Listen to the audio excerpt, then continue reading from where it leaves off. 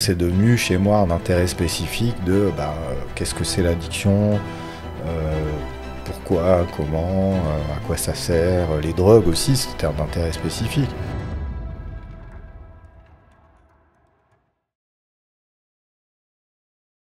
Bonjour à tous et bienvenue dans 1%, le média qui a pour vocation de populariser l'autisme dans ses formes invisibles. Aujourd'hui, on a un invité de marque qui est venu déjà à 1%, c'est sa deuxième intervention. Il s'appelle Sylvain Moreau. Bonjour Sylvain. Bonjour Philippe. Comment vas-tu? Ça fait longtemps. Ça va 2-3 minutes, oui, ça va bien depuis tout à l'heure, ça va. Alors, il faut savoir que Sylvain, il est venu à la première session d'interview qui était en mars. En me rappelant comme ça, c'était le 10 mars, je crois. À 11h12. C'est certainement. C'est même possible en vrai. Voilà, donc c'était vraiment avant qu'1% existe encore officiellement. C'était bien avant le lancement. Et pendant l'interview avec Sylvain, donc voilà, on parle de son parcours, on parle de comment l'autisme l'impacte dans sa vie, etc. L'interview est évidemment disponible en description. Et il y a un point que Sylvain a mentionné dans l'interview, sur lequel je n'ai pas rebondi, pardon. C'était le point de la drogue et l'alcool. Voilà. Tu parlais de certaines dépendances que tu avais eues au cours de ta vie avec la drogue et l'alcool. L'idée de l'interview aujourd'hui, ça va être de vraiment se focaliser sur ces points-là.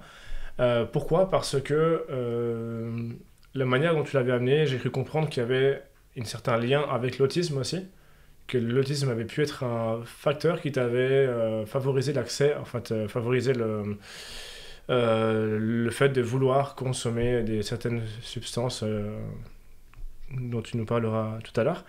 Qu'est-ce que tu as pris comme substance? En quoi est-ce que l'autisme a eu un lien avec ça, avec ces dépendances? D'accord. Voilà, je pose ta question. C'est une question, c'est parti. Merci Philippe. Évidemment, ce que je peux répondre, c'est uniquement par rapport à mon expérience. Je ne sais pas comment ça s'est passé pour les autres, comment ça se pourrait se passer pour toutes les personnes avec autisme. Le lien que j'aurais envie de faire, c'est par rapport à un des critères diagnostiques de l'autisme, qui est le déficit de communication sociale. Et ce déficit a fait que les premières années de ma vie, avec mes parents, ma famille, puis ensuite l'école, les amis, ça a été difficile. Il y a eu beaucoup de souffrances qui sont accumulées, beaucoup d'incompréhension. J'ai pas de diagnostic à ce moment-là. Et quand, comme tout le monde, je suis arrivé à un âge où la communication sociale devient un handicap de toute façon, hein, au début de l'adolescence, pour tout le monde, c'est un moment où c'est difficile, où on apprend plein de choses d'un coup, où il y a plein de challenges nouveaux, où les parents sont peut-être pas très soutenants à ce moment-là non plus. À ce moment-là, souvent, les jeunes, c'est là aussi qu'ils découvrent l'alcool et la drogue, et certains font un lien entre cette découverte et puis la faculté que ça peut avoir de les aider à dépasser leur handicap social, leur angoisse sociale. Mais la plupart de ces personnes-là, elles vont se servir de l'alcool et de la drogue comme une expérience, comme quelque chose de raisonnable.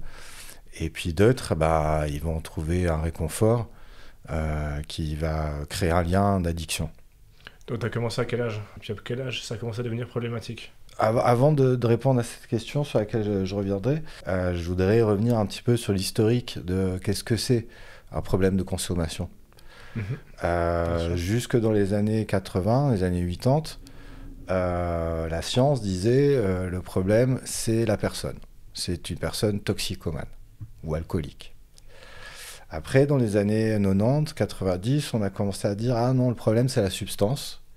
La personne est une personne malade qui souffre d'alcoolisme ou de toxicomanie. » D'ailleurs, maintenant, on considère que l'alcoolisme et la toxicomanie, c'est possiblement un trait obsessionnel, un TOC, un trouble obsessionnel du comportement.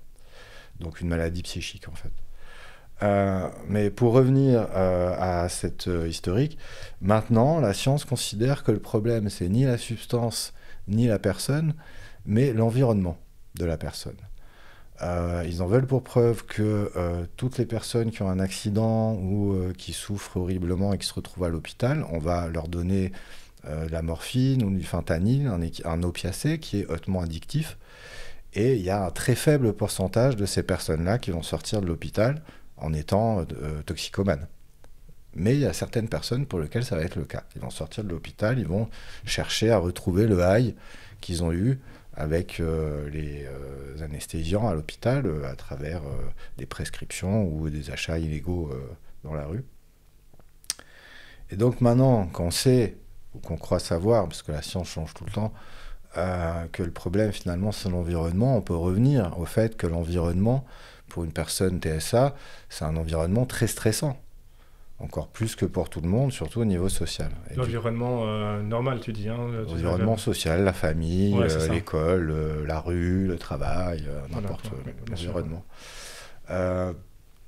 Puisque maintenant, la science dit, c'est l'environnement, c'est les traumatismes que va subir la personne, c'est la famille, les parents, c'est ça qui va créer le fait que quand la personne va être mise en contact avec l'alcool ou la drogue, elle va soit juste consommer, soit devenir toxicomane et devenir dépendante à cette consommation et avoir des troubles de la consommation.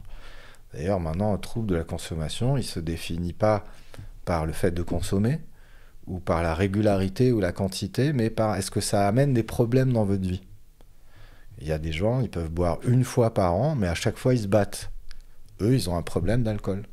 Pourtant, ils boivent une fois par an et peut-être juste 4 verres. Voilà. Donc il y a un peu tout ce paradigme qui a changé et qui éclaire maintenant le lien qu'il pourrait y avoir entre un diagnostic TSA et la consommation abusive ou addictive d'alcool ou de drogue ou de n'importe quelle substance finalement. Il y a des statistiques qui montrent que les personnes TDA, le trouble du déficit de l'attention avec hyperactivité et ou impulsivité, le cannabis et la cocaïne sont des drogues qui vont très bien fonctionner, mais pendant un moment assez court, et ensuite devenir un problème.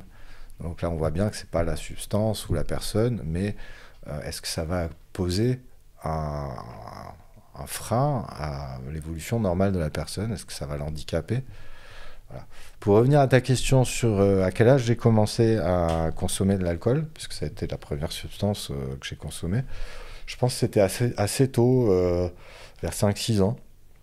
Alors évidemment, c'était pas régulièrement, mais c'est à cet âge-là que j'ai commencé à vider des verres qui traînaient sur les tables. C'était conscient oui, tout à fait, ouais. Bien sûr.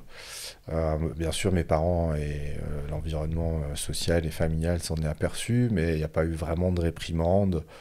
Je pense que le fait que je sois ivre, c'était une punition déjà suffisante.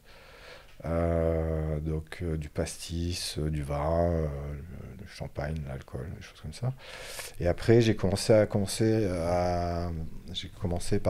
consommer régulièrement à l'âge de 12 ans. Voilà, à l'âge de 12 ans, j'ai commencé à consommer l'été, tous les jours, du vin, à me lever la nuit pour boire de l'armagnac, du cognac, des choses comme ça, de l'alcool fort. Ouais, d'accord. Et puis à partir de 13 ans, j'ai commencé à boire de manière chronique, le mercredi, le samedi, toutes les semaines. Puis là, j'ai commencé à fumer des joints, à fumer du tabac, à boire du café, des substances, à consommer aussi des solvants, les substances qu'on pouvait encore acheter, l'alcool, des choses comme ça dans les magasins.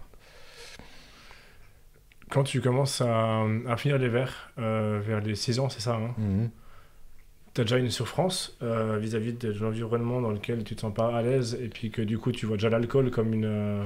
Alors le lien, non, je pense pas que je fasse un lien entre le plaisir ou la curiosité que je peux développer face à la consommation d'alcool et ma souffrance. Je pense même pas avoir conscience que le fait que je souffre à ce point-là, c'est pas normal. Ouais, il m'a fallu très longtemps pour comprendre que ce que je vivais n'était pas la norme. Je me disais, comment ils font pour s'en sortir les autres? Moi, j'y arrive pas. Les autres, ils vivent pas la même chose que moi. Ouais, bien sûr, ouais. D'accord. Ouais. Donc Ouais, pour ceux qui sont pas au courant par rapport au premier interview, je suis diagnostiqué avec un trouble du spectre de l'autisme et un trouble du déficit de l'attention avec hyperactivité, impulsivité, TDAH, ouais. et puis quelques tocs. Les drogues que tu prenais, c'était principalement dans tout ce qui était... tu parlais de l'alcool avant. Mhm. Est-ce qu'il y avait d'autres drogues que tu prenais? Je sais pas, moi je prends un exemple, l'héroïne ou bien ce genre Alors, de drogue-là. j'ai eu l'opportunité de le faire et je l'ai jamais fait. Ok. Je sais pas si c'est un lien direct, mais la seule prévention à laquelle j'ai eu accès à l'époque, Ouais. c'était sur l'héroïne.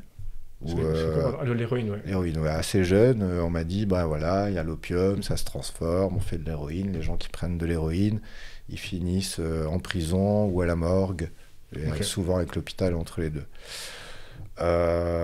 Ça, plus le fait que à ce moment-là, je pensais que c'était uniquement par injection, et que l'injection, c'était quelque chose qui, pour moi, était un peu un tabou, une ligne à pas franchir. Je croyais à l'époque que j'étais pas suicidaire et du coup je me disais mais voilà je veux pas mourir donc je veux pas prendre de l'héroïne. Mais comme j'ai pas eu d'informations et de prévention sur le reste, ben tout le reste pour moi c'était feu vert quoi. Donc du coup, t'as pris... Bah tu prends la liste des drogues qui existaient avant Ok. les années Ok. avant les années 2000, ben t'enlèves tous les opiacés, tout ce qui se Ok. fait en intraveineuse, ben le reste j'ai fait. Ouais, voilà. Alors, ça peut paraître naïf comme question, mais ça m'intéresse vraiment. C'est sur comment t'as eu accès à ces drogues. Parce que de ce que je peux voir, souvent au fil des interviews également, et puis de ma propre personne, hein, moi j'aime bien que les choses sont structurées, tu vois, savoir comment se passe quelque chose, c'est simple, efficace, et voilà, tu vois. Euh, Quand tu vas chercher de la drogue, c'est une espèce de marché un peu gris, où c'est beaucoup dans l'informel, c'est très informel, c'est un peu dans la pénombre. Il faut connaître les gens, il faut réussir à entrer éventuellement dans un réseau. Ça se fait un petit peu genre en secret, tu vois, Ouais, comme ça. surtout dans les années 90. Hein, Et du coup, je me dis, mais quand tu es autiste, comment tu arrives à t'y retrouver là-dedans? Et puis comment est-ce que tu arrives à faire ça, sachant que tu connais pas forcément tous les codes sociaux, etc. Comment ça se passe C'est une très bonne question. Ça m'est arrivé à peu près, pas à peu près, ça m'est arrivé au même moment où les autres, eux, galéraient à apprendre les nouveaux codes sociaux pour la séduction, la compétition, le sport, toutes les choses qu'on apprend vers 12, 13, 14 ans et qui sont des énormes challenges où il y en a peu qui réussissent au premier coup et les neurotypiques, donc les personnes pas autistes, elles apprennent aussi par les erreurs. Elles font des erreurs et elles apprennent de leurs erreurs et elles progressent. Je dirais que la différence principale, c'est qu'elles progressent plus vite. Elles ont un instinct qui font qu'elles font moins d'erreurs, des erreurs moins traumatisantes, moins humiliantes. Voilà. Donc moi, ça m'est arrivé à peu près au même moment. Donc j'ai eu un peu cet apprentissage, sauf que mon obsession, elle était moins sur la compétition sociale, la réussite scolaire, la réussite sportive, la séduction, avoir des copines, mais j'étais clairement obsédé par le fait de me procurer du hashish ou de la drogue ou de l'alcool, parce que de toute façon à 13-14 ans, tout est difficile à se procurer, hein, même l'alcool, même à l'époque où c'était quand même très très facile d'acheter de l'alcool en tant que mineur. C'était avant qu'il y ait le contrôle obligatoire des cartes, hein, voilà, je suis vieux quand même. Enfin, je suis assez vieux pour que ça soit passé à ce moment-là. Et du coup, bah, les premières années, je me suis mis énormément en danger, quoi. J'ai eu beaucoup d'accidents, beaucoup de situations où je m'en suis sorti in extremis. Et puis j'ai appris de ces traumatismes, j'ai appris de ces incidents et de ces accidents. Et puis je me suis amélioré dans mes stratégies et les outils que j'utilisais pour savoir qu'est-ce que je devais dire, qu'est-ce que je pouvais pas dire. dans ce milieu-là pour avoir... T'as été coaché par quelqu'un là-dedans, mais est-ce que t'as fait tout ça tout seul? C'est pas le genre de milieu où on est coaché, mais on apprend en regardant les autres, en regardant comment font ceux qui fonctionnent pour s'en sortir. Ouais. Je me suis jamais fait arrêter, donc j'imagine que j'ai quand même dû répliquer quelques outils et stratégies qui fonctionnaient. Enfin, si, je me suis fait arrêter plusieurs fois, mais j'ai jamais été jugé ou condamné. Mhm. Tu avais un cercle aussi éventuellement d'amis qui étaient aussi dans des situations similaires. Pas avant 18 ou 19 ans, non. Et après, oui. Après, oui, je fonctionnais que comme ça. Ouais. Des cercles, ce qu'on appellerait un gang maintenant, quoi, ouais. Des cercles de gens obsédés par les mêmes objectifs. Ok. Ouais, bien sûr. Ouais. D'accord.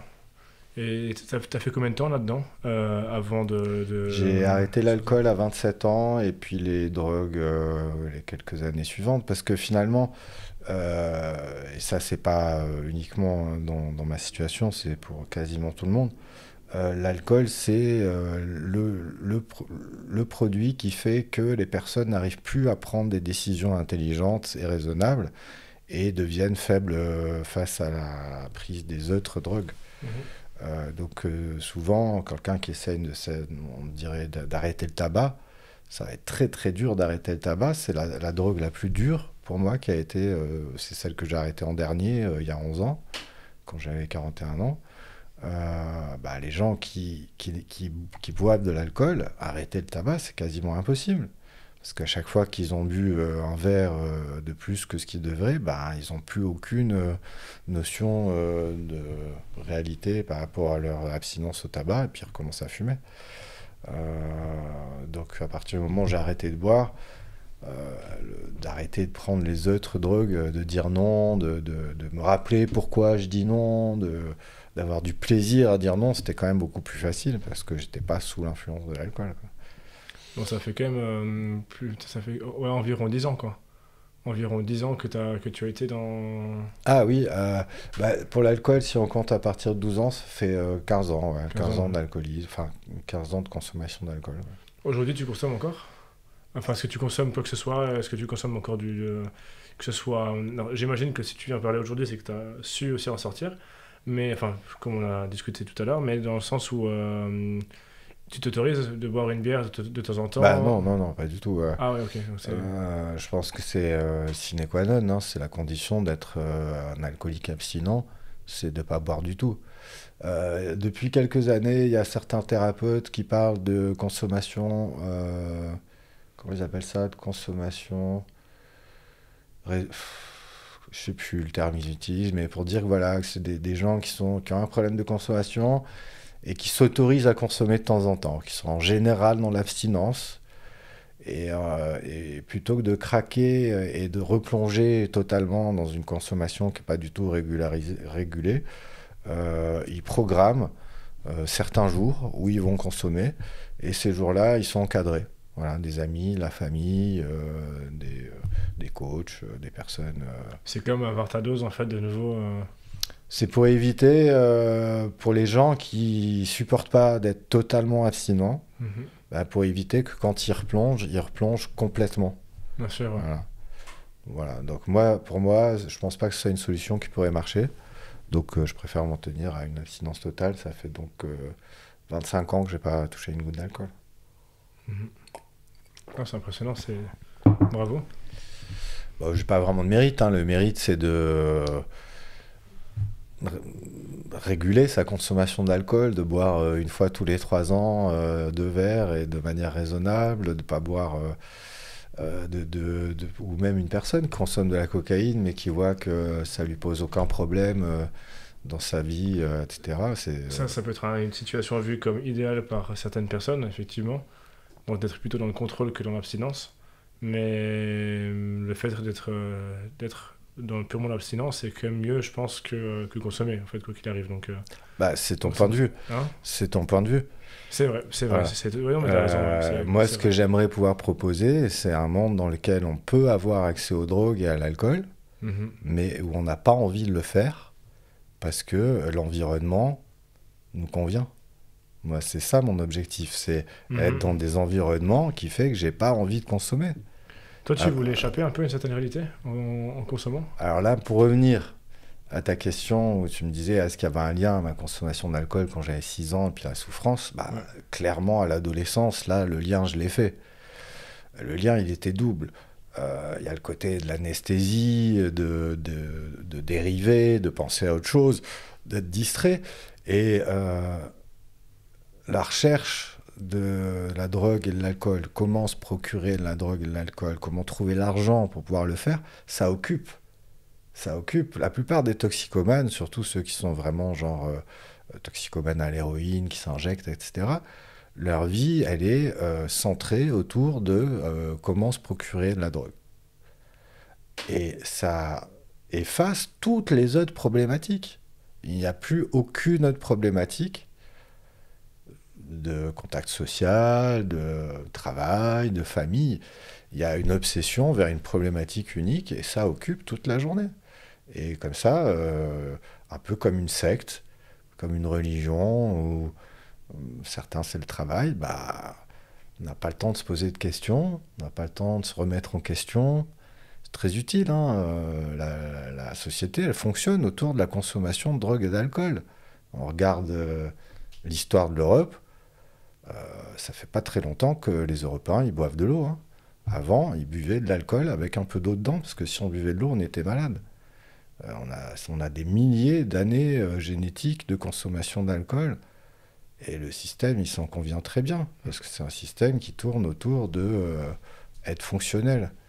Voilà, donc les gens, en fait, le problème, c'est pas l'alcool et la drogue, c'est est-ce qu'ils sont fonctionnels. S'ils sont pas fonctionnels, ah, c'est des drogués, c'est des alcooliques. Les autres, ils peuvent se défoncer la même chose. S'ils sont fonctionnels, c'est bon, il n'y a pas de problème. Combien de personnes dans le gouvernement consomment de l'alcool de manière à outrance? Combien de personnes à la tête du gouvernement consomment de la cocaïne? C'est une grande majorité, mais ils sont fonctionnels, alors c'est bon, il n'y a pas de problème. Donc on voit bien la dichotomie de comment la société, elle traite les gens qui consomment. Donc le lien, je l'ai fait par rapport à l'aide que ça m'a apporté pour supporter mon environnement. Mais il y a eu aussi le lien avec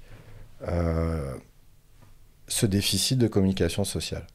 Et là, il est beaucoup plus clair avec le TSA, c'est que quand une personne boit, on trouve normal qu'elle soit différente. On trouve normal qu'elle soit peut-être sans filtre. Et quand on est entouré de gens qui boivent, ils sont beaucoup moins regardants sur le comportement. Et du coup, j'ai trouvé un monde merveilleux dans lequel je pouvais être tout le temps sous et tout le temps avoir une justification à ma différence.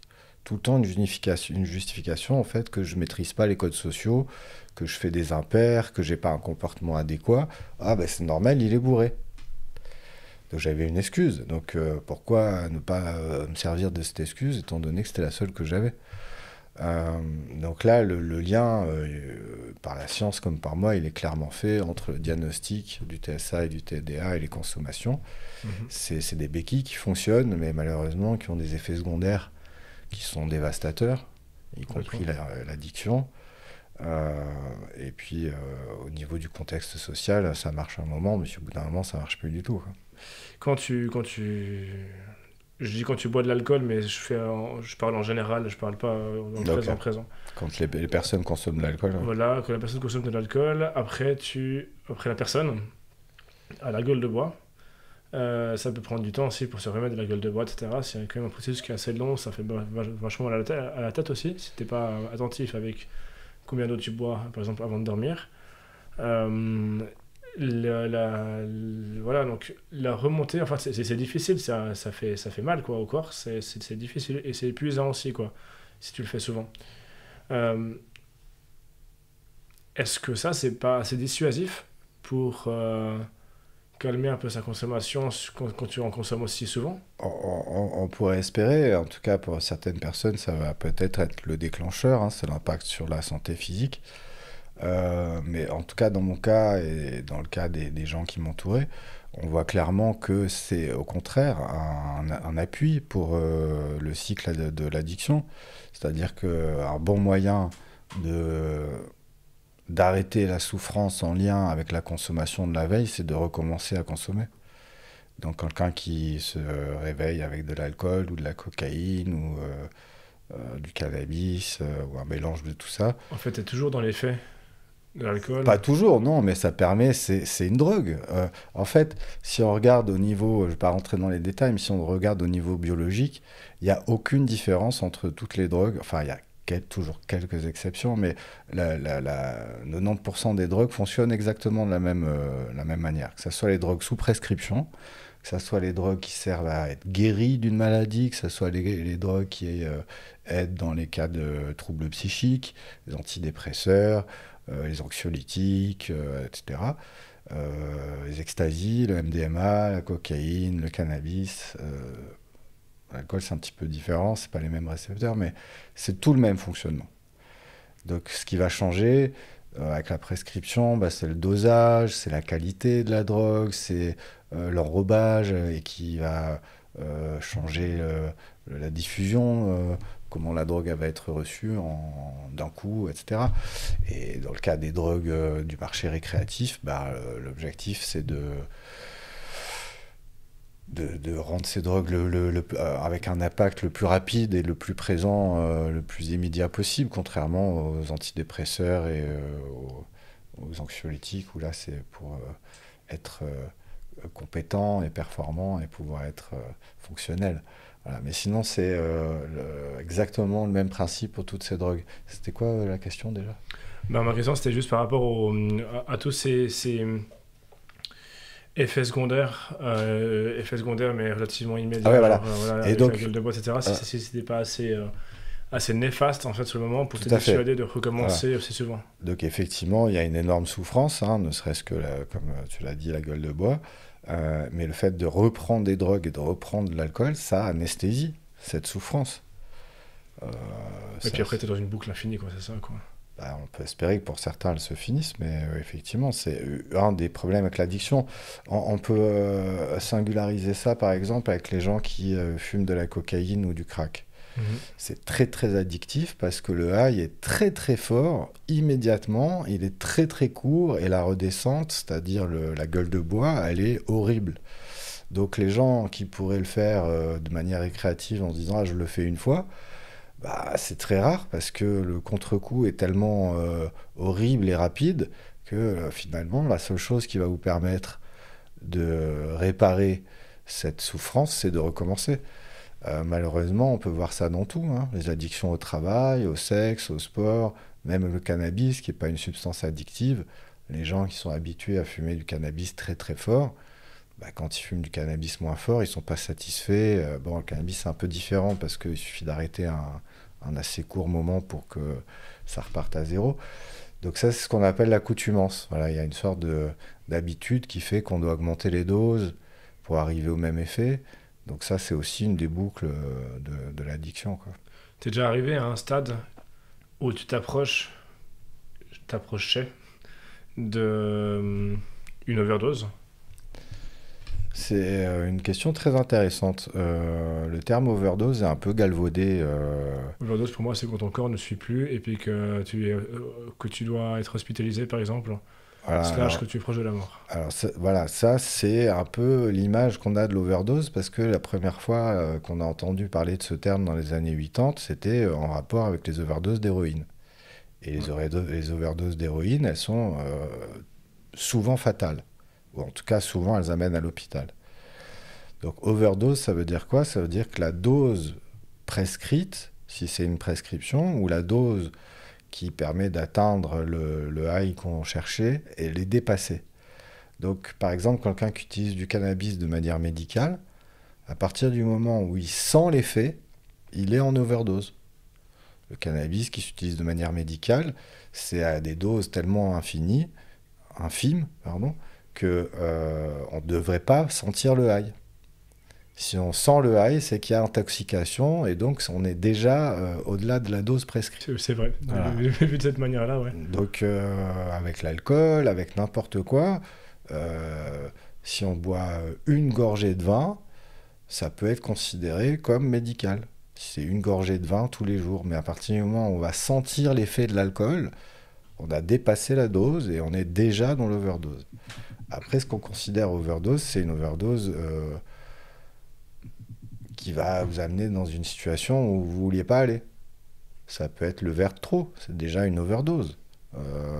Boire avant de conduire, vous êtes déjà en overdose. Voilà. Donc moi, non, j'ai jamais été en danger physique, en danger de mort physiquement, mais le nombre de fois où j'ai terminé, ou même des fois plusieurs fois par jour, en train de vomir ou de transpirer, d'être tout blanc, d'avoir des tachycardies, d'avoir des crises d'angoisse, d'avoir l'impression d'être en train de mourir. Ah oui, ça m'arrivait très souvent. Oui. Mhm. Et j'ai jamais été en danger de mort autrement que d'être dans une voiture où quelqu'un conduit complètement bourré ou des choses stupides comme ça, mais pas par rapport. T'avais un soutien familial? Non, Zéro? oui. Donc là, en fait, t'étais vraiment tout seul face à tes démons, en fait. Je dirais même plus que mon environnement était plutôt toxique et plutôt générateur de besoins de consommation. Ouais.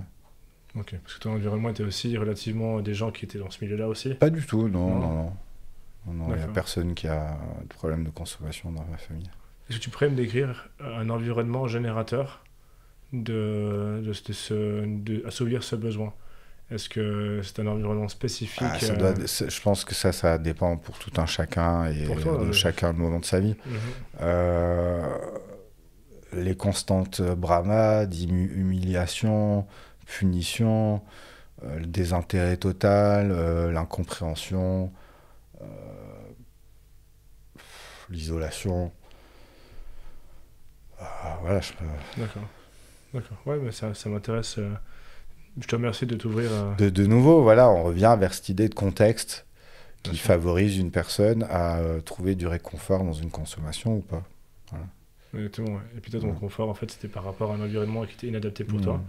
Et le Mais- fait de consommer, Non, c'était... c'est ma réponse à cet environnement inadapté. Je prendrais le cas totalement imaginaire de deux frères qui seraient élevés par des parents toxiques.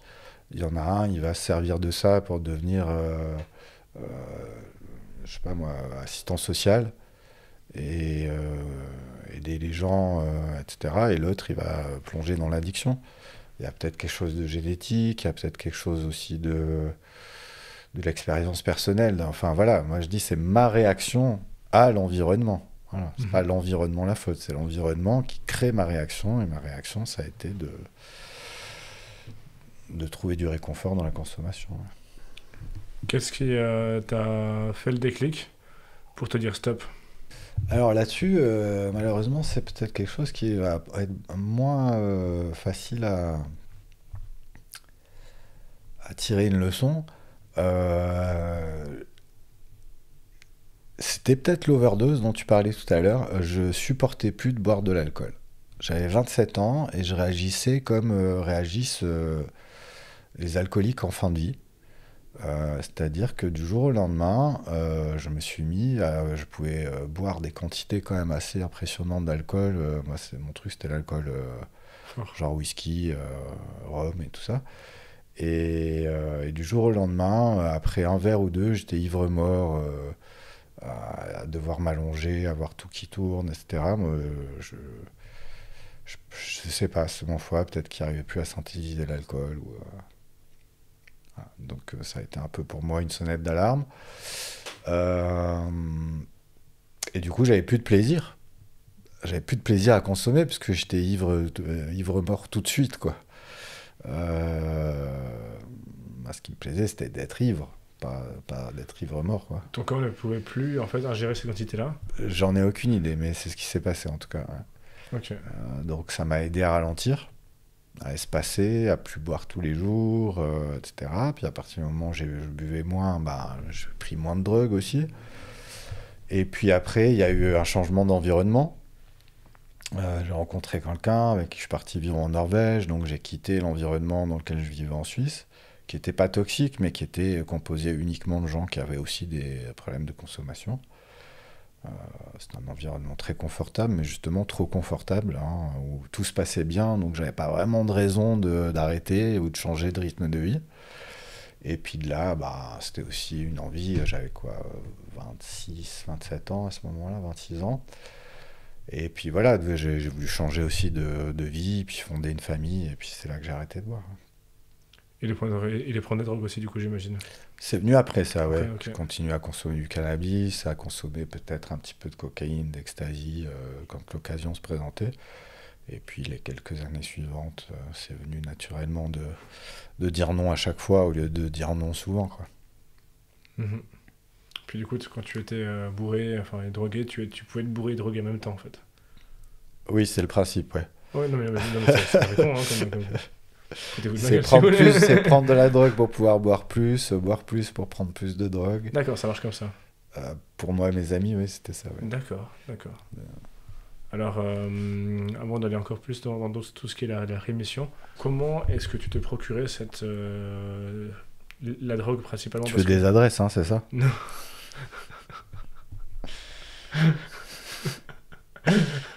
Pas du tout. Non, non, la question c'est plutôt en termes où est-ce que tu arrivais à trouver l'argent pour faire ça? Est-ce que tu Ok. étais assez apte à travailler et à suivre un rythme de vie qui te générait assez d'argent pour pouvoir faire ça? C'est pas ce qui m'intéresse. Alors, C'est plutôt là, la question financière. effectivement, il y a eu une époque où la question financière aurait pu être importante. Mais ça, c'était surtout pour les gens qui prenaient l'héroïne. Mhm. Il se trouve que maintenant, c'est plus du tout une question d'actualité parce qu'il n'y a plus aucune drogue qui est chère. De nos jours, tout est très très bon marché. C'est peut-être le cannabis, la drogue la plus chère maintenant, Mhm. proportionnellement, ce qui est horrible. Parce qu'avant, au moins, il y avait cette difficulté à se trouver les moyens de pouvoir consommer. Maintenant, n'importe quel adolescent, il peut acheter 10 grammes d'héroïne avec son argent de poche, quoi. Donc, mais à l'époque, c'est vrai que c'était plutôt cher. Euh, mais pour moi, ça n'a jamais été un problème. Mais pour revenir au lien qu'il pourrait y avoir avec le TSA, Mhm. euh, moi, travailler, ça a toujours été difficile pour moi. Avant mon diagnostic, je m'obstinais à essayer de faire comme tout le monde. Donc, quand je cherchais du travail à 100%. Euh, et du coup, ça a débouché quasiment toujours sur une démission ou un renvoi au bout de quelques mois parce que j'accumulais de la fatigue, je respectais pas mon rythme de sommeil, j'avais aucun garde-fou, aucune conscience de ce qui m'arrivait. Donc pour répondre à la question du travail, j'étais quand même plus souvent au chômage qu'en cours d'emploi. Et comme disait D'accord. je crois que c'était Pascal, l'oisiveté est mère de toutes les vices. Quand on a du temps, on a aussi le choix de savoir qu'est-ce qu'on va en faire. La plupart des gens n'ont pas le temps de se poser des questions. Pour faire court, il y a un adage créole qui dit qu'il y a deux sortes de paresse. Il y a la paresse qui consiste de rien faire, et puis la paresse qui consiste à faire tout le temps quelque chose pour pas avoir le temps de se poser des questions. Voilà, donc moi j'avais choisi la première option. C'est vrai que j'avais le temps de me poser beaucoup de questions, mais j'avais aussi le temps de m'organiser pour me procurer de la drogue. Donc, non, pour moi, ça n'a jamais été un problème. En fait, c'était entre le fait d'avoir ton job et puis le fait d'avoir le chômage qui t'a permis d'avoir les fonds nécessaires pour pouvoir acheter ta drogue, en fait, c'est ça. Non, parce que dans les deux cas, j'étais de toute façon en dessous du seuil qui permet d'avoir un pouvoir d'achat. Non, je pense que, mais je sais pas si on sort pas un peu du sujet là. C'était pas pour un style de vie où je payais pas de loyer, je payais pas d'assurance, Hmm. je payais pas ma nourriture, je payais pas mes sorties, je payais rien. Donc finalement, le peu d'argent que j'avais, je pouvais m'en servir pour acheter des drogues. Et puis des fois, je payais pas la drogue. Donc voilà. Je pense que j'ai répondu à ta question. Mhm. Complètement. Est-ce que tu étais à l'aide sociale aussi à cette époque-là? Ça m'est arrivé, ouais. Ça m'est arrivé quand les durées de chômage étaient trop longues. En plus, avec les années, le droit au chômage il devient de plus en plus court. Ouais, d'accord. Et il est arrivé à un moment, j'arrivais plus à faire le minimum de cotisation nécessaire au début, oui, parce qu'il suffisait de faire assez peu. Puis après, ils sont arrivés à un moment où il fallait faire 12 mois de cotisation sur 18 mois. Et là, j'arrivais plus à suivre le rythme pour pouvoir avoir droit au chômage, quoi. D'accord, ouais, d'accord. Ouais, bien sûr. Et puis, ils t'ont jamais... Enfin, t'avais pas un conseiller, une conseillère ou quelqu'un de référent Mhm. à l'aide sociale, par Mhm. exemple, qui t'aurait posé des questions par rapport à ce que tu fais un petit peu aussi, enfin, qui aurait aussi peut-être une porte ou quelqu'un qui t'aide, en fait. Alors, ils étaient tous au courant. C'est- Ils savaient que tu prenais des drogues et puis Ben que oui, tu... c'était pas un tabou, hein. Je sais pas si ça l'est de nos jours, mais Non, dans mais les années 90 à Lausanne, le problème c'était l'héroïne. Donc à partir du moment où vous preniez pas d'héroïne, vous aviez pas de problème, hein. Ok, Euh, donc ils étaient au courant que... oui, et puis c'était pas un problème. C'était pour eux, c'était pas ça le problème. Le problème c'était de me trouver du travail et que je puisse le garder.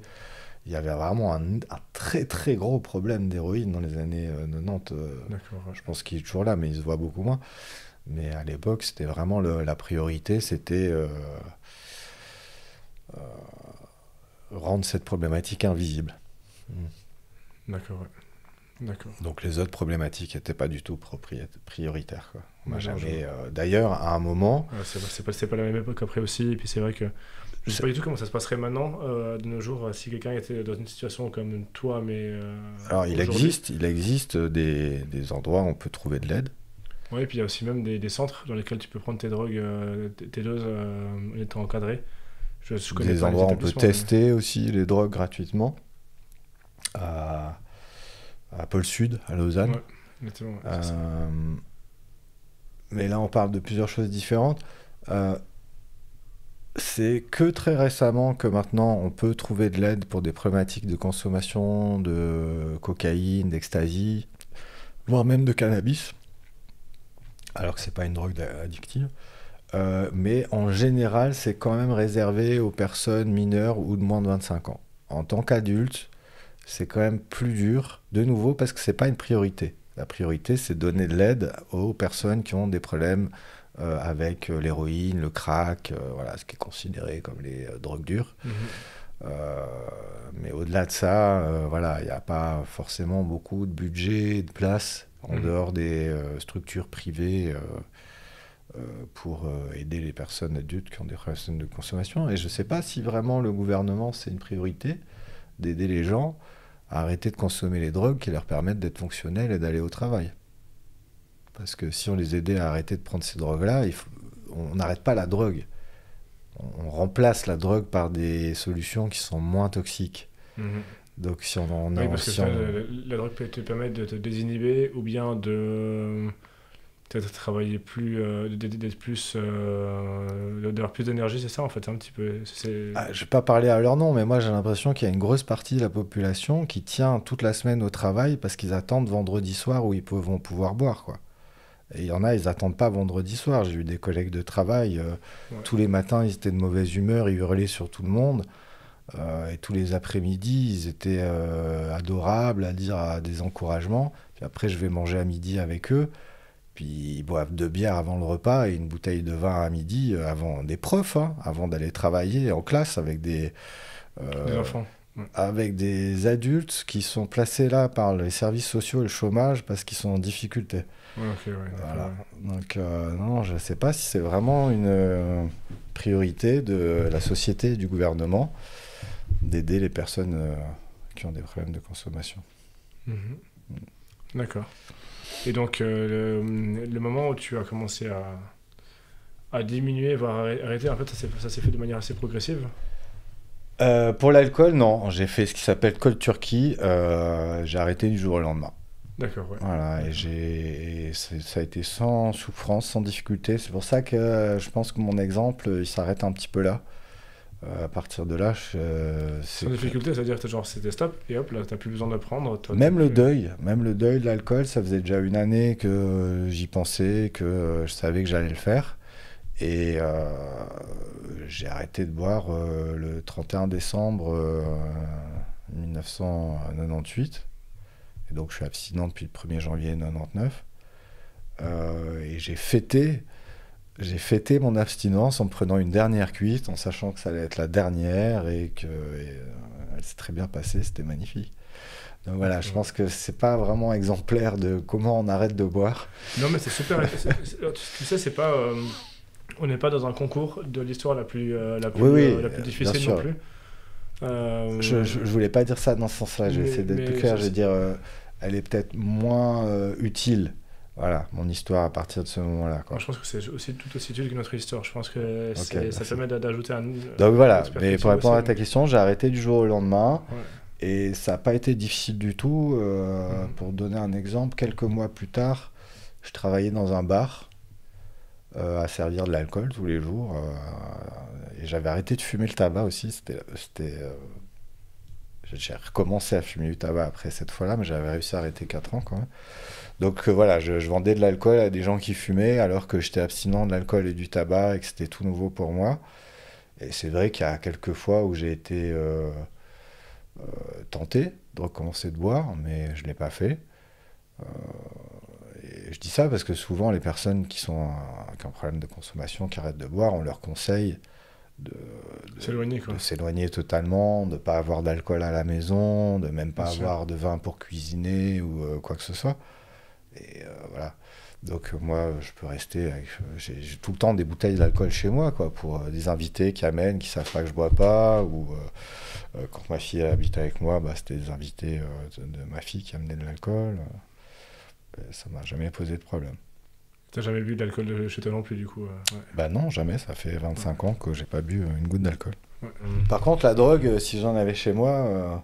ça serait j'en prendrais pas, mais ça serait embêtant, quoi. Ouais. Comme du chocolat, je serais là à ouvrir le placard, dire non, j'en mange pas, puis à fermer le placard. Si je veux pas manger de chocolat, la bonne solution c'est de pas en acheter, hein. Voilà. Pour arrêter la drogue, c'était la même manière, c'était aussi direct. Non, ça a été plus long et plus laborieux, mais comme j'avais déjà l'aide de pas être sous l'influence de l'alcool, c'était quand même beaucoup plus facile pour moi. D'ailleurs, pendant très longtemps, je suis sorti faire la fête avec des personnes qui consommaient de l'alcool et de la drogue, et je consommais pas du tout. Et de nouveau, pour en revenir au TSA, c'est des situations que j'apprécie beaucoup. Pas la foule, mais d'être avec des gens qui sont sous l'influence de drogue et d'alcool, parce qu'ils se comportent comme moi je me comporte quand je suis à jeun. Dans certains domaines, et que quand ils sortent tous du bar en hurlant parce qu'ils s'en foutent que les autres ils dorment et tout, bah moi j'en profite pour hurler comme eux, parce que c'est quelque chose qui m'amuse de le faire, mais que je ne fais jamais parce que c'est pas socialement acceptable, parce que c'est pas adéquat, parce qu'on me prendrait pour un fou. Mais là je suis avec une dizaine de personnes qui fêtent un anniversaire et ils sont tous ivres morts. Bah du coup je peux discrètement sauter sur la table, danser, être moi-même. Et bah tiens, une anecdote. Il y a quelques semaines, j'étais à un concert où j'étais le seul occidental. C'était dans un pays à l'étranger. Et la musique, c'était la musique traditionnelle. Et comme tout le monde, au bout d'un moment, je me lève et je danse. Et tout le monde part en transe. Et c'est un pays musulman, il n'y a pas d'alcool. Et les gens, ils viennent me voir à un moment, ils me disent « Mais toi, t'es bien bourré, hein ?» Parce que les touristes, ils ont le droit de boire de l'alcool. Je lui dis « Bah non. » Il me dit « Ah !» Il me dit « T'as beaucoup bu, toi. » Je lui dis « Non, j'ai rien bu, je bois pas d'alcool, moi. » Ils me disent « Ah, mais tu peux nous dire. » Et puis j'ai dû insister un moment, et c'est seulement quand le serveur est venu et qu'il m'a facturé mon jus de fruits qu'ils ont vu que c'était le prix d'un jus de fruits et qu'il n'y avait pas d'alcool dedans, puis qu'ils ont commencé à me croire. Parce que quand je me laisse aller, je peux me comporter comme quelqu'un qui est sous. J'ai pas de filtre, j'ai pas de conscience de l'environnement social, etc. La différence, c'est que quand je m'assois et que je commence à parler avec quelqu'un, bah, je suis en pleine possession de mes moyens. Voilà. 2 minutes avant, j'étais en pleine transe, j'étais complètement parti à bousculer les gens parce que je danse avec les yeux fermés, que je perds l'équilibre et tout. Mais comme je suis pas ivre, bah, 2 secondes après, quand on me parle, je suis totalement là, quoi. Calme et présent. Et ça, des gens, ça les choque un peu des fois. Bien sûr, ouais. Ouais, c'est intéressant. J'ai ici des questions des abonnés. Oui, je vais en soumettre quelques-unes maintenant à Sylvain. L'une des questions, c'était: est-ce que ça a été dur de changer de routine et d'en installer une nouvelle? Ça s'est passé à un moment où j'ai quitté la Suisse et je suis parti vivre en Norvège. Donc à partir de là, toutes les routines étaient différentes. Donc quelque part, ça m'a aidé parce que le contexte était différent, je n'étais pas dans les mêmes rues, je croisais pas les mêmes personnes, la langue est différente, j'étais très occupé par plein de choses, comme apprendre le norvégien, comprendre comment on vit là-bas, le froid, le climat, etc. Être amoureux, faire une famille. Donc, pour moi, la routine, c'est quelque chose d'un petit peu particulier, dans le sens que j'aime beaucoup le voyage, parce que justement, il n'y a pas de routine. Mais dans le cadre de ce chaos, c'est vrai que moi j'ai mes routines. Mais c'est des routines qui finalement sont pas vraiment dépendantes de la consommation. Donc voilà, c'était peut-être une stratégie de compensation, mais le moment où j'ai arrêté de boire de l'alcool, correspondait, le moment où j'ai arrêté de boire de l'alcool a coïncidé avec le moment où je suis parti vivre en Norvège, donc c'était un changement total de routine, et le changement de la routine de la consommation d'alcool est passé assez discrètement là-dedans, quoi. Il y a Purple Seagull qui te félicite du plus profond de son cœur. Merci Purple Seagull. pour être sorti de ses addictions. J'en profite pour féliciter tous ceux qui sont en train de se débattre avec leurs problématiques, et bravo, déjà rien que d'en prendre conscience et d'essayer, c'est déjà le plus beau pas à faire, quoi. Après, le reste, ça devient du travail, du temps, de la patience, des expériences personnelles, chacun différent.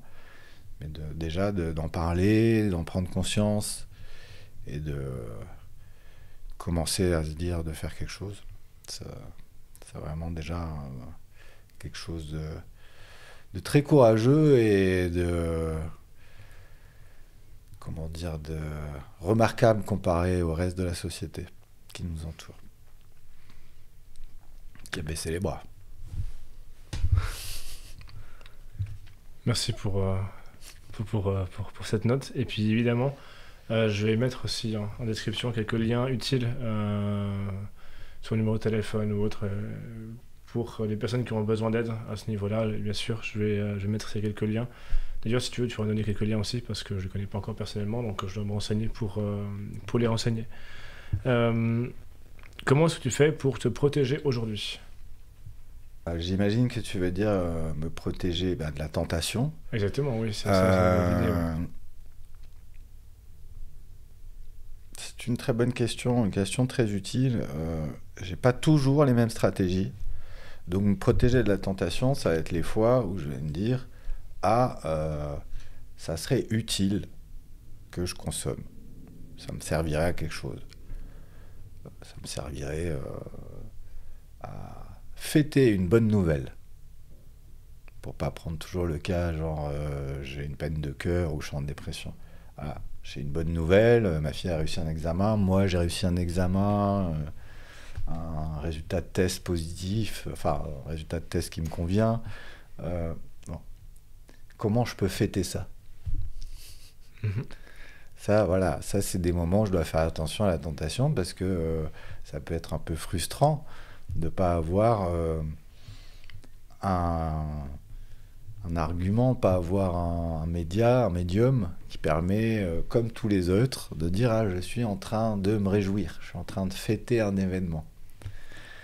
Donc voilà, de faire attention à trouver des parades dans ce genre de moments, ça c'est une des manières dont je résiste à la tentation. Un autre moment où je pourrais avoir de la tentation, c'est quand je suis mécontent, quand je suis triste, quand je suis gêné. Voilà. Dans ces moments-là, un des outils principaux, la parade principale, c'est de me rappeler que ça va que aggraver la problématique que j'essaye de guérir.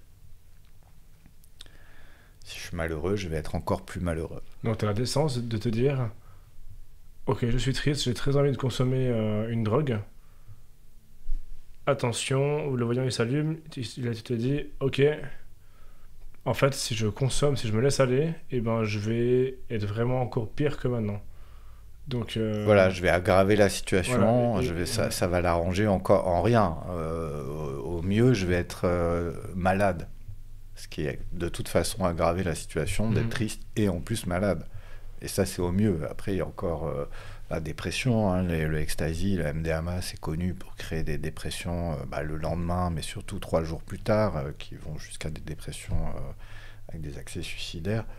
Voilà, donc c'est le souvenir que c'est pas une solution.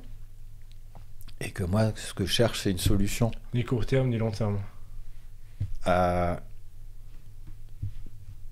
Je pense que c'est le cas pour beaucoup de gens, mais quand j'étais plus jeune, je voyais que des problèmes.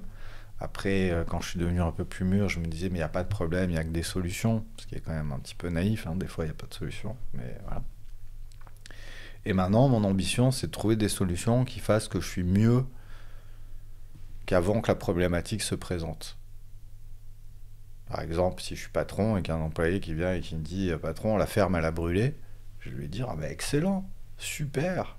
On va pouvoir faire pousser un champ de maïs à la place, on va pouvoir toucher l'assurance, puis faire une meilleure ferme. Voilà, trouver une solution qui fasse que je suis mieux qu'avant la problématique. Et là, clairement, quand j'ai une problématique, je suis triste, j'ai envie de fêter quelque chose, l'alcool, la drogue, ça va pas faire que je vais être mieux qu'avant ma problématique. Voilà, donc c'est peut-être un petit peu un calcul froid et logique comme ça, mais c'est vraiment quelque chose qui me permet d'avoir aucun doute le moment où je pourrais douter, quoi. Est-ce que la vie ne t'ennuie pas sans addiction? Il y a quelques années, je parlais avec une amie d'enfance, donc quelqu'un qui me connaît depuis que j'ai 15 ans, et qui me dit, ah ouais, t'as arrêté de boire, t'as arrêté de te droguer, t'as arrêté de fumer, tu fumes même pas de kéké et tout, mais qu'est-ce qu'on doit se faire chier avec toi? Ah ouais, c'est déjà arrivé? Ben, c'est ce qu'elle m'a dit. Parce que j'imagine que pour elle, quelqu'un qui consomme pas, c'est quelqu'un qui est tout le temps triste, quoi.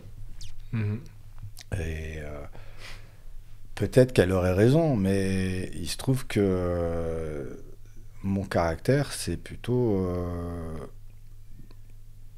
d'être souvent joyeux, d'avoir de l'énergie. Je suis hyperactif, diagnostiqué avec un TDA avec hyperactivité.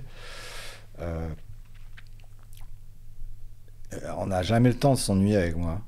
Je fais toujours 1000 trucs à la fois, je suis toujours sur 3 niveaux de pensée différents, donc non, ouais, je m'ennuie pas du tout, du tout. T'es autosuffisant en fait, en quelque sorte. Disons que les distractions que l'alcool et la drogue pourraient m'apporter sont moins distrayantes que celles que je me procure de moi-même. D'ailleurs, c'est le Dalai Lama qui paraphrasait Bouddha en disant il y a 2 sortes de distractions, celles qui viennent de l'extérieur et celles qui viennent de l'intérieur. Et clairement, notre société, elle est basée sur 100% de distractions qui viennent de l'extérieur. En quoi est-ce que l'autisme a été une force ou un défi dans tes addictions? Alors un défi, voire même un handicap, ou plutôt quelque chose qui favorise, dans le TDA, clairement, il y a des difficultés qui vont trouver dans la cocaïne et le cannabis une aide et un appui qui est proche de l'appui médicamenteux qui va être donné en prescription par un médecin. La drogue qui est le plus souvent prescrite aux personnes TDA, c'est ce qu'on appelle des méthamphétamines, qui, comme son nom l'indique, ne sont pas des amphétamines, mais ils ressemblent quand même fortement, sous forme de... comment ça s'appelle déjà ce qu'on donne au TDA, Ritaline, Concerta, etc. Moi, j'en prends pas, parce que 2 personnes TDA sur 3, ça va avoir un effet inverse que celui auquel on s'attend aux amphétamines. Donc ça va les calmer et leur permettre de se concentrer. Sur moi, ça a l'effet classique. Donc je suis la 3e personne sur ces 3 personnes TDA. C'est un effet classique récréatif qui va m'empêcher de me concentrer, qui va au contraire créer de la confusion, me donner un surplus d'énergie dont j'ai clairement pas besoin. Mais voilà, ça veut dire qu'il y a quand même un sens à prendre une médication quand on a un TDA, quand on a l'impression que cette médication fonctionne. Sauf qu'avec la cocaïne, il y a quand même des problèmes. Alors déjà qu'elle est coupée, que c'est mauvais pour la santé quand elle est coupée. Il y a un gros problème aussi mental, hein, au niveau psychique, où ça déséquilibre le psychisme, surtout si elle est consommée de manière abusive. Mais il y a clairement un dysfonctionnement du TDA qui va être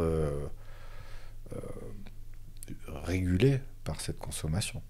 Sinon, on n'aurait pas de prescription de Ritaline, ce genre de choses. Pas que je dise que la cocaïne et les amphétamines, la Ritaline, c'est la même chose. Mais on peut tirer des parallèles et on sait que les personnes TDA sont particulièrement faibles au niveau des problèmes de consommation, face aux problèmes de consommation de la cocaïne et du cannabis, parce que ça va ressembler au genre de médication dont ils auraient besoin sous prescription. Donc si on essaie d'avoir une réponse efficace, simple pour la question, donc en quoi est-ce que l'autisme a été une force ou un défi dans les addictions, qu'est-ce que tu dirais en résumé? Alors, le TSA et plus particulièrement le TDA sont des diagnostics qui amènent des souffrances qui vont créer un milieu très favorable à avoir un problème de consommation. Donc ça, c'est plutôt le défi en fait. Voilà, donc ça c'est plutôt... on sait statistiquement que les personnes qui ont des diagnostics vont être plus souvent devoir faire face à des problèmes de consommation, des problèmes d'addiction. La force que peut-être mon système de pensée m'a apporté face aux addictions, ben, c'est un côté basé sur la logique, D'accord. j'ai beaucoup étudié, beaucoup de recherches. J'ai fait beaucoup de déformations, j'ai allé suivre des cours. Voilà, donc ça, je dirais peut-être, ça m'a donné la motivation. La motivation, le fait que quand je me concentre, un des critères du diagnostic du TSA, c'est avoir des intérêts spécifiques. Donc, ce que je demandais par rapport à ça, justement, est-ce qu'il y a aussi un côté de détermination éventuellement? Tout à fait, clairement. Ouais, okay. C'est devenu chez moi un intérêt spécifique de qu'est-ce que c'est l'addiction, pourquoi, comment, à quoi ça sert. Les drogues aussi, c'était un intérêt spécifique. Où elles sont fabriquées, depuis quand, comment, pourquoi les gens ils en prennent, pourquoi c'est légal, pourquoi c'est illégal, pourquoi la même substance, un jour elle est légale, après elle est illégale pendant 40 ans, puis après elle est de nouveau légale, et puis après je peux la voir sous prescription médicale, la même exactement qui était illégale 2 ans avant. C'est intéressant, c'est un domaine qui m'intéresse. Ouais. Je sais pas à quel point ce que je veux dire ça entre dans ce contexte-là ou pas. Je vais faire un rapprochement par rapport à ma manière de fonctionner et j'ai l'impression qu'il y a une espèce de similitude par rapport à ce que tu racontes. Pour que je puisse évoluer dans un milieu donné, d'accord, j'ai très très souvent besoin de le comprendre le mieux possible avant de pouvoir y évoluer. Et dans tout ce que j'ai fait dans ma vie, si tu le regardes, au final, ça a toujours été la même chose. J'ai toujours dû connaître tous les composants, comment est-ce qu'ils fonctionnent, comment est-ce qu'ils interagissent entre eux, enfin, tout le bordel qui va autour de ça, pour pouvoir y évoluer. Et si je prends ton exemple avec la drogue, ben, je me dis, ça fait sens, en fait, en quelque sorte, que tu as un intérêt spécifique par rapport à ça, parce que si tu veux pouvoir comprendre l'impact que ça peut avoir sur toi, dans quelle mesure, comment est-ce que c'est fabriqué, etc. Bah, du coup, tu es en train d'apprendre complètement ton environnement dans lequel tu es en train d'évoluer, quoi. Oui, il y en a beaucoup autour de moi, ils en font carrière de leur sujet psychique. Pardon. Ils font carrière de leur sujet spécifique, pas forcément sur la drogue, mais... Ouais. Non, mais c'est d'ailleurs un conseil qui est donné à beaucoup de neurotypiques. S'il y a un sujet que vous maîtrisez, faites-en votre métier. Ça simplifie quand même beaucoup de choses. Hein. Voilà. Après, moi, mes intérêts spécifiques, ils changent avec le temps, donc ça me permet d'avoir une carrière qui est un peu en forme de couteau suisse, mais c'est effectivement... ça ne surprend pas. Un outil très efficace. Mais après, c'est aussi peut-être particulier aux personnes TSA qui sont aussi HP, donc qui n'est pas un diagnostic, mais le test de résultat au potentiel, au test de QI. Donc ça, c'est aussi un outil qui est à ma disposition, qui n'est pas forcément un outil qui est à la disposition de tout le monde, qui m'a aidé aussi à pouvoir contrebalancer certains handicaps, quoi. Quel est l'impact dans ta famille depuis ton enfance et dans ton parcours de vie? Est-ce que ça a eu un impact avec ta famille Pendant mon adolescence, l'impact que ça a eu dans ma relation avec ma famille était assez limité, dans le sens que c'était que dans un sens.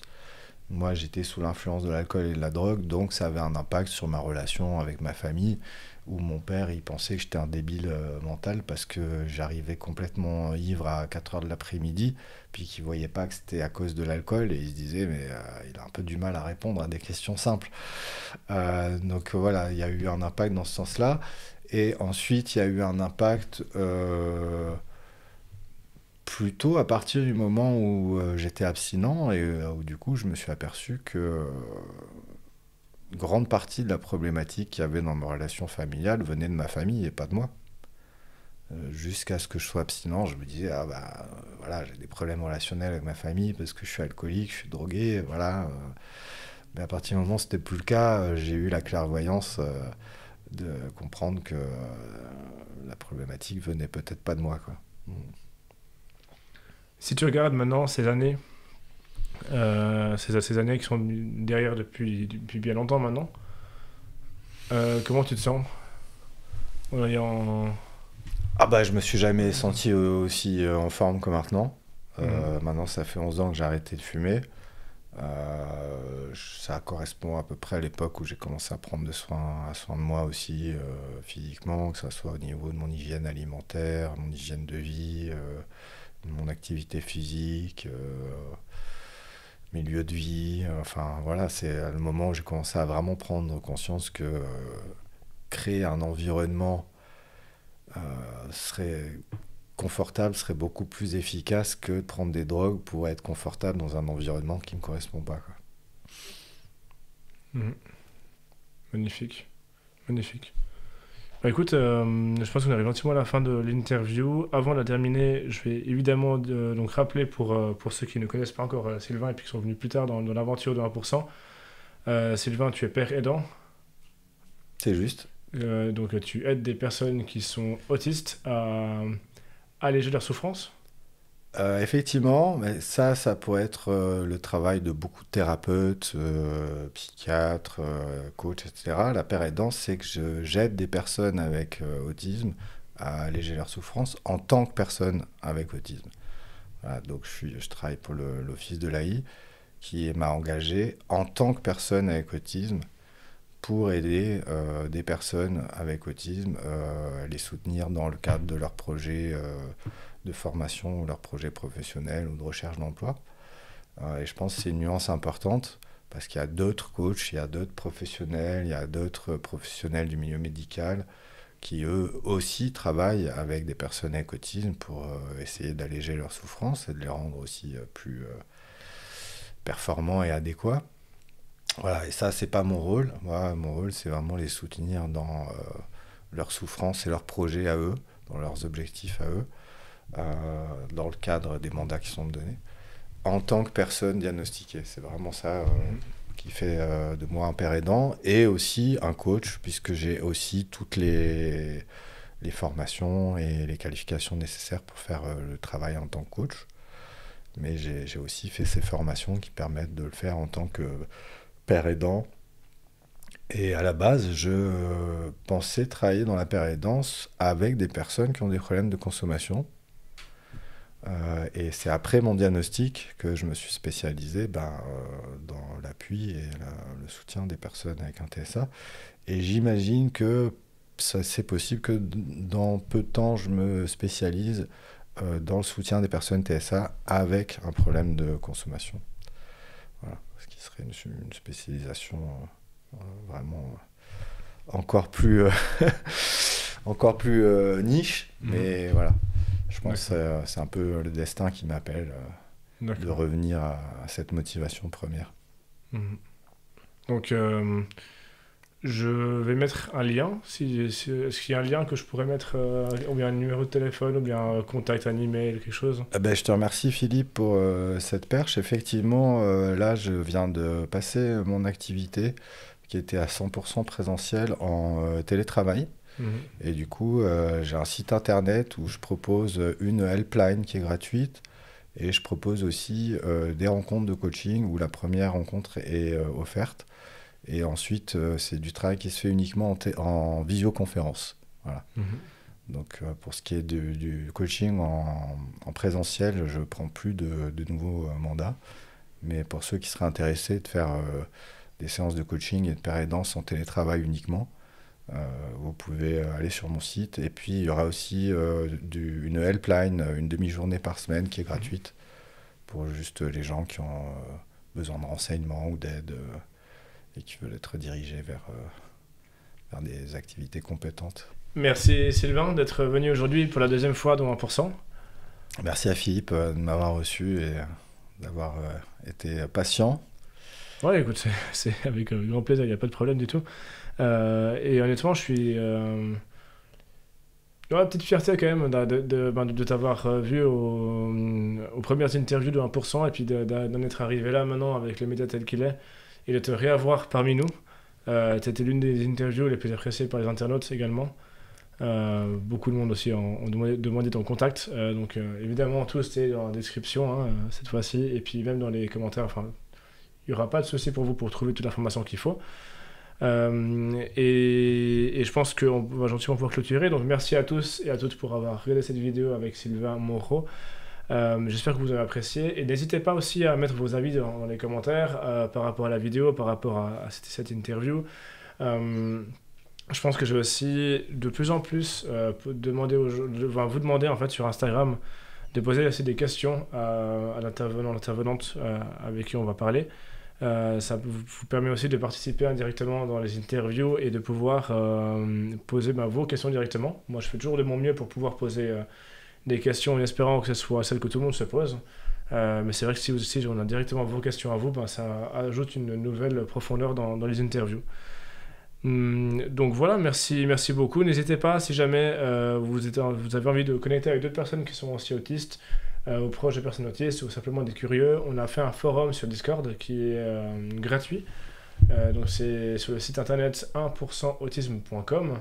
Vous allez s'inscrire, vous vous inscrivez, ensuite vous allez dans mon profil, et depuis là vous pouvez connecter votre compte à Discord, et du coup tout sera fait.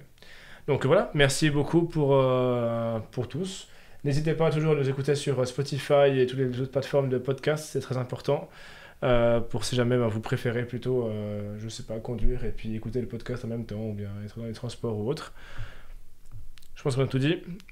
Merci à ceux qui ont posé des questions sur Instagram, elles étaient très intéressantes. Et merci Philippe pour cette interview. Et à bientôt. Ah ouais, à l'année prochaine. Félicitations pour ta chaîne. Merci. Au revoir, ciao.